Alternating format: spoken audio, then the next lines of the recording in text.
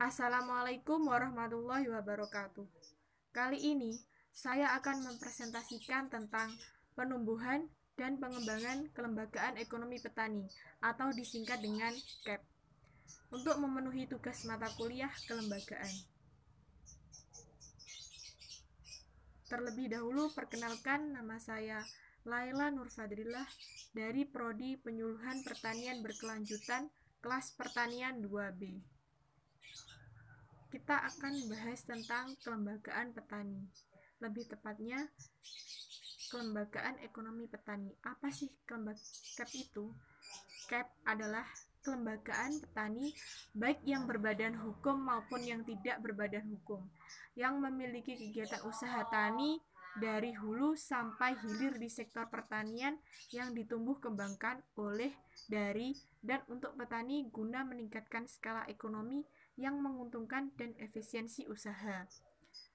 Tujuan dari penumbuhan dan pengembangan kelembagaan ekonomi petani terdapat 4, yakni yang pertama, meningkatkan jumlah kelembagaan ekonomi petani yang tumbuh dari kelembagaan petani, contohnya poktan atau gapoktan. Yang kedua, meningkatkan pengembangan kegiatan usaha agribisnis yang dilakukan oleh kelembagaan ekonomi petani berbasis komoditas unggulan daerah sesuai potensi wilayah. Yang ketiga, meningkatkan kinerja pengawalan dan pendampingan penyuluhan pertanian dalam penumbuhan dan pengembangan kelembagaan ekonomi petani.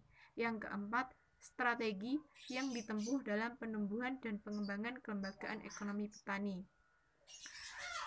Berikutnya, persiapan dalam penumbuhan dan penumbuhan kelembagaan ekonomi petani, yakni teknis penumbuhan dan pengembangan kelembagaan ekonomi petani, semisal melakukan sinkronisasi, mengkoordinasi, mendiskusikan, menyusun, dan menyepakati matrik kegiatan.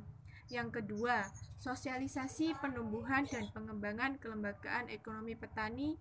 KEP merupakan kegiatan yang dilaksanakan oleh provinsi, koordinasi, dan sinergitas dalam rangka menyusun rencana kegiatan kelembagaan ekonomi petani.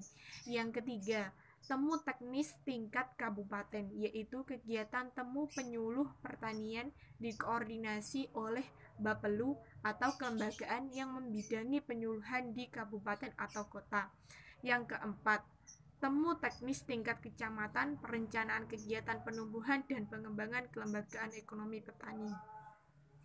Selanjutnya, jenis kelembagaan ekonomi petani, yakni yang pertama, kelembagaan petani, yaitu lembaga yang ditumbuh kembangkan dari, oleh, dan untuk petani guna memperkuat kerjasama dalam memperjuangkan kepentingan petani. Yang kedua, kelompok tani, yaitu kumpulan petani atau peternak atau perkebunan yang dibentuk oleh petani atas dasar kesamaan kepentingan. Yang ketiga, gabungan kelompok tani, yaitu kumpulan beberapa kelompok tani yang bergabung dan bekerja sama untuk meningkatkan skala ekonomi dan efisiensi usaha. Yang keempat, kelompok usaha bersama atau KUB, yaitu kumpulan beberapa kelompok tani atau gapoktan yang bergabung dan bekerja sama dengan komoditas usaha yang sama untuk meningkatkan skala ekonomi dan efisiensi usaha. Demikian sedikit penjelasan dari saya. Terima kasih. Wassalamualaikum warahmatullahi wabarakatuh.